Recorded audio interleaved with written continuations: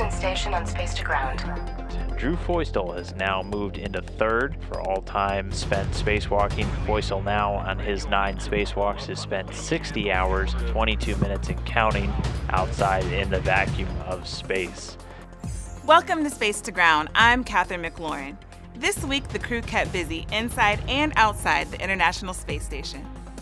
Expedition 56 Commander Drew Feustel and Flight Engineer Ricky Arnold completed a spacewalk on Thursday.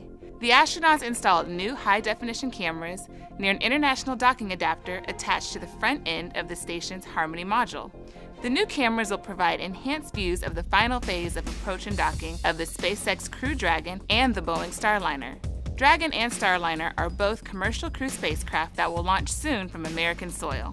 The astronauts also had time to swap out a camera assembly on the starboard truss of the station and close an aperture door on an external environmental imaging experiment outside of the Japanese Kibo module. 5 hours and 23 minutes into the spacewalk, Feustel moved into third place for cumulative time spent during spacewalks, surpassing Peggy Whitson, who previously held that post. Did you know that the NASA Periscope channel offers more chances to interact with NASA astronauts, scientists, and engineers? This week, the NASA Periscope channel hosted a special event where Joe Acaba and Mark Vandehei talked about the National Week of Making, STEMonstrations, and the Year of Education on Station.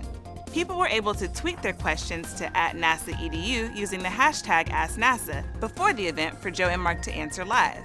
For your chance to participate in future events, be sure to subscribe to the NASA Periscope channel. This week's question comes from Claire from Sturgeon Bay, Wisconsin, who wants to know if being in space is just like being underwater. Well, it's pretty close. Astronauts train for spacewalks at the Neutral Buoyancy Lab at the Johnson Space Center. The lab is essentially a big pool with a full-size mock-up of the space station in it. Astronauts train underwater to practice for future spacewalks. Being underwater is an excellent way to prepare for the microgravity environment of space because you can be weighed so that you are neutrally buoyant, which just means you won't sink to the bottom or rise to the top. This is critical for learning how to successfully accomplish tasks during the real spacewalks.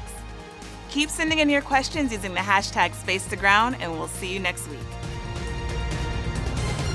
Off the Earth, for the Earth. Space to Ground.